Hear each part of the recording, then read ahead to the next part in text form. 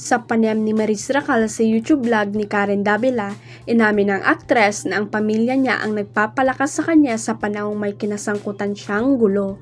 Sila ang pinakamalaking reason kung bakit nandito pa rin ako, and what makes me strong also is prayers. I start the day with prayer and ended with prayer. Seryosong kwento ni Maris. Marami siyang naging realization, a lot you have to value people, value their time, value their efforts, and proper communication. Talaga is the key to peace. At kahit okay ng lahat sa kanya ay nakaramdam pa rin siya ng anxiety. At that time, I was driven by anxiety even though things were okay. So my choices, when I look back, I guess I would also say that, relax Maris, relax breath, everything will be fine, you just breathe. I have a therapist and have a psychiatrist, medyo hindi na kami nagkikita. Hi po Doc, haha, I know kailangan na nating mag-usap pero okay ako ngayon Doc. Sabay thumbs up. Umamin din ang aktres na may mga gamot siyang iniinom nung dumaan siya sa pangangalaga ng psychiatrist at laking tulong iyon sa kanya. Ang meditation, nagpapatugtog ako ng frequency ng mga music, journal. It really made my mind organized kasi whatever the fast that in here, sabay turo sa ulo. Nasusulat ko and then it's gone. Ang corny mang pakinggan, ano ba yan? Journal yan. Pang bata lang yan. But it helps kasi nababalikan mo, hindi mo lang nadadaanan yung feelings mo. Pag binasa ulit, ay ito pala ang nangyari sa akin. Okay na ako ngayon te, okay na ako. Hahaha, paglalarawan ng aktres kung paano rin siya nakamove on. Samantala, tawang-tawa si Karen sa pag-amin ni Maris na walang alam ang magulang niya sa mga projects niya dahil hindi niya sinasabi.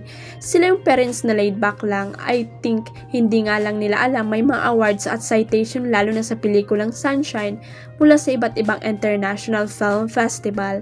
Kasi hindi ko sinasabi about my projects, ang alam lang nila incognito, haha, chika ng dalaga. Sa kasalukuyan ay single ang estado ni Maris at hindi rin siya available to mingle. I want to stay single. I feel I need to give myself some space to grow and to really process everything. I don't know, but that's what I'm saying now, but I don't know about tomorrow. Payag ng aktres.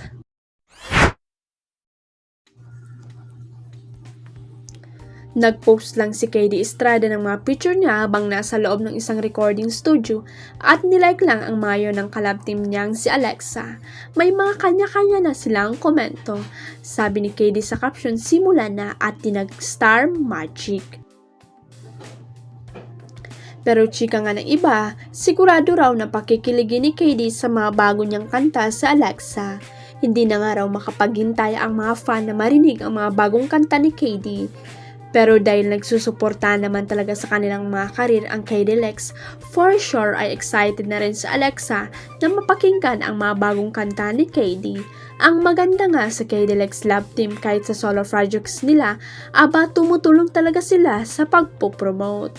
Actually, ang pagiging supportive nila sa isa't isa ang dahilan kung bakit isa sa mga pinakamatatag na love team ang KD Lex. Huwag kalimutang i-click ang subscribe button at i-ring ang notification bell para sa latest at legit chika updates.